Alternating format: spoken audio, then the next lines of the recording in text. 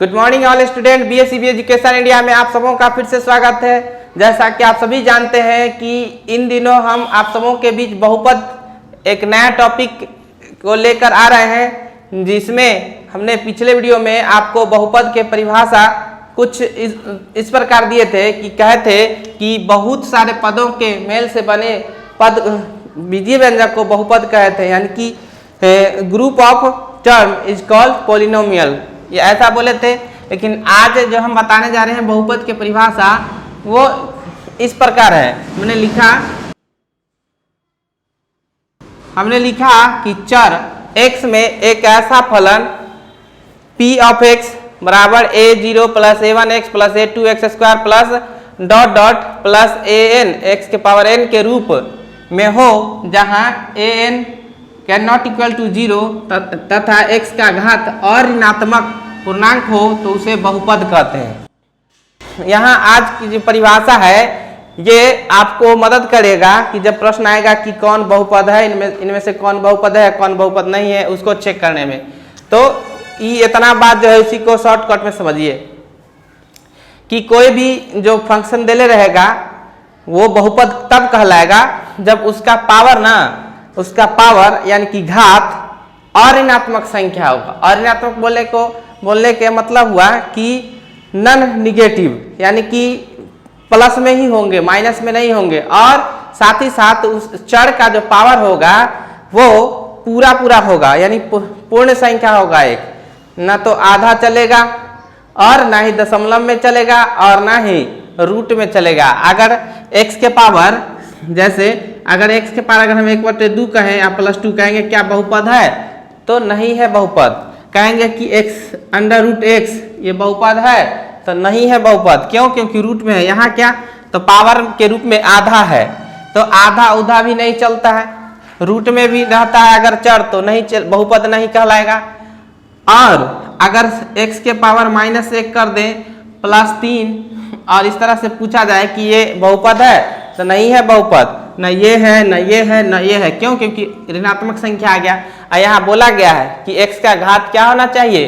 और ऋणात्मक होना चाहिए, यानी कि पॉजिटिव केवल, तो उसे बहुपद कहते हैं। और यहाँ जो देख रहे हैं p ऑफ x क्या दिए? a0 plus a1x plus a2x square. यहाँ क्या हो रहा है? गुणांक a0 a1 a2 ये सारे इस बहुपद का गुणांक है। a0 इसको क्या कहेंगे? a0 a1 a2 dot dot n को बहुपद का गुणांक कहते हैं। बहुपद का गुणांक कहते हैं। और किस बहुपद का? तो यहाँ जो अभी दिए हुआ है इसमें इसी का गुणांक। फिर आगे जब हम उदाहरण लेंगे चाहे प्रश्न बनाएंगे तो उसमें जो गुणांक में आएगा उसको कहेंगे। यहाँ तो फिलहाल a0 a1 है, ये सब गुणांक है। और इसमें क्या देख रहे हैं कि गुणांक में 0 से ये भी बढ़ते ही गया है। और यहाँ पावर में यहाँ देखिए तो यहाँ पावर कुछ नहीं तो 1 होगा, 2 3 उसी तरह 3 आएगा, x की पावर फिर x की पावर 4 डॉट डॉट करके x की पावर n तक गया है। और सब के सब क्या है? तो एक पूर्ण संख्या है। तो जब भी पावर होगा तो पूर्ण यानी होल नंबर ही होगा, तभी हम कह सकते हैं कि ये बहुपद है। अदरवाइज हम कहेंगे बहुपद नहीं है। जैसे आइए देखते हैं। अब यहाँ देखते हैं कि पहला आपको दिख रहा होगा कि पहला हम लिए हैं 4x प्लस 3। इसमें अगर पूछे कि ये क्या ये बहुपद है तो हम कहेंगे आपको कि हाँ ये बहुपद है। ये इसको क्या कहेंगे? तो चर x में एक घात का बहुपद है। ये क्या है? तो चर x में एक घात का बहुपद। क्यों? क्योंकि इस x का पावर कुछ नहीं है तो 1 होगा। तो एक कैसी संख्या है? पूर्ण संख्या है, या नेचुरल नंबर भी बोल सकते हैं। तो जब पावर के एक चर का जो पावर होगा वो पूर्ण संख्या होगा और ऋणात्मक संख्या होगा तो बहुपद होगा। तो इसको कहेंगे चर x में एक घात का बहुपद है। एक घात का बहुपद है। अब दूसरा देखा जाए तो 3y square minus 4y plus 7। यहाँ इसको अगर हम पूछते हैं कि ये बहुपद है तो क्या कहिएगा कहिएगा कि हाँ ये भी बहुपद है। क्यों? क्योंकि यहाँ भी जो y चर है इसमें घात जो है वो अऋणात्मक संख्या है। यहाँ 2 है, यहाँ 1 है, तो इसको कहेंगे ना क्या है, तो चर y में 2 घात का बहुपद है। इसको क्या कहेंगे? 2 घात का बहुपद है। चर y में 2 घात का बहुपद है। क्यों? क्योंकि अधिकतम पावर यानी घात 2 है। तीसरा की बात किया जाए 2t³ - 3t² + 4t - 6 ये क्या बहुपद है? तो हाँ ये भी बहुपद है। इसको क्या कहेंगे? तो चर t में 3 घात का बहुपद कहेंगे इसको। चर t में यहाँ 2 के जगह 3 घात का बहुपद कहलाएगा, क्योंकि अधिकतम घात इसमें 3 है। लेकिन ये 4 की बात की जाए तो √x + 3 क्या ये बहुपद है? तो नहीं, ये बहुपद नहीं है, क्योंकि हम आपको बोले हैं कि रूट के अंदर में अगर जो ही रूट के अंदर में चर आ जाएगा वो बहुपद नहीं कहलाएगा। तो ये बहुपद नहीं है, बहुपद नहीं है। क्यों नहीं है? क्यों? क्योंकि चर जो है वो रूट में है, चर रूट में है, तो ये बहुपद नहीं है। ये वाला ये काट देते हैं इसको। यहाँ देखा जाए तो चर आ गया रूट में, इसलिए बहुपद नहीं कहलाएगा। हाँ इसको x चर में कह सकते हैं, लेकिन बहुपद नहीं कहलाएगा। फिर उसी तरह 5वां देखते हैं 1/x + 5, तो ये बहुपद है? तो ये भी बहुपद नहीं है दोस्तों, क्योंकि यहाँ चर जो x है वो बट्टा में आ गया, तो बट्टा में भी नहीं होना चाहिए चर। बट्टा में जो ही चढ़ गया तो वो भी बहुपद नहीं कहलाएगा, यानी बहुपद ये भी नहीं है, बहुपद नहीं है। यहाँ छठा देखा जाए 5/3x² + 7x - 5, क्या ये बहुपद है? तो हम कहेंगे ये भी बहुपद नहीं है, क्योंकि आप देख लिए ऊपर जब बट्टा में एक चर आया तो उसको बहुपद नहीं कहे, तो क्या इसको कहेंगे बहुपद? इसको भी नहीं कहेंगे बहुपद, ये भी बहुपद नहीं है, ये भी बहुपद नहीं है। अब अभी तक हम बता रहे हैं, इसमें एक शब्द आया, एक चर शब्द आया है, एक घात। आप लोगों के मन में ये बात उत्पन्न हो गया होगा कि चर क्या है और घात क्या है। तो आइए जानते हैं चर क्या है। आइए जानते हैं चर। चर को अंग्रेजी में वेरिएबल्स कहते हैं, वेरिएबल्स कहते हैं। तो चर क्या है? तो किसी दिए गए बहुपद में जो अज्ञात राशि होती है, जिसका की मान हम ज्ञात कर सकते हैं, तो उसी को चर कहा गया है।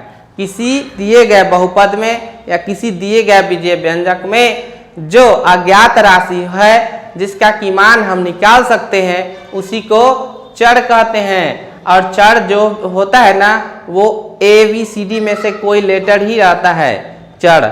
जैसे x हो सकता है, y हो सकता है, a हो सकता है, b हो सकता है, यानी A to Z में से कोई भी एक लेटर जिसका हम पावर के रूप में लिखेंगे, या तो पावर 1 होगा, 0 होगा, एक से ऊपर 2 3 भी हो सकते हैं, तो उसको ही चर कहते हैं।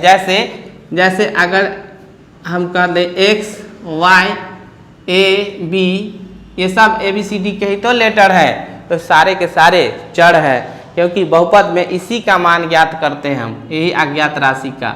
जैसे अगर हम x + 3 कहें तो इसमें अज्ञात राशि कौन है? x है, x चर है। क्यों? क्योंकि इसका मान निकाल लेंगे कैसे? अगर हम बराबर इसको 0 कर दें, x + 3 बराबर अगर 0 कर देते हैं तो x = 3 इधर आएगा था -3, यानी x का मान -3 आएगा।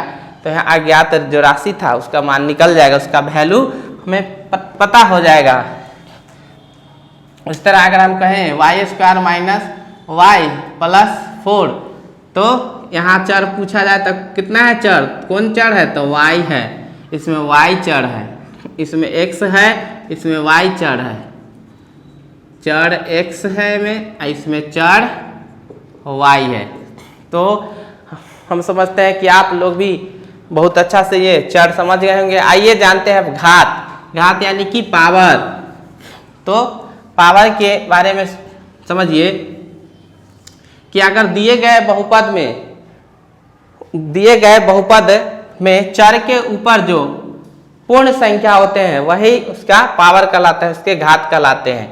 यानी कहने का क्या अर्थ है कि कोई दिए गए बहुपद, चाहे वो बहुपद एक घाती हो, द्विघाती हो, त्रिघाती हो, क्योंकि पिछले वीडियो हमने आपको बहुपद के प्रकार बताए हैं, घात के आधार पर भी, पद के आधार पर भी। तो कोई भी बहुपद हो उसमें जो चर के पावर होंगे वही तो घात कहलाते हैं। यानी क्या कह सकते हैं, चर के पावर को, चर के ऊपर जो पूर्ण संख्या होती है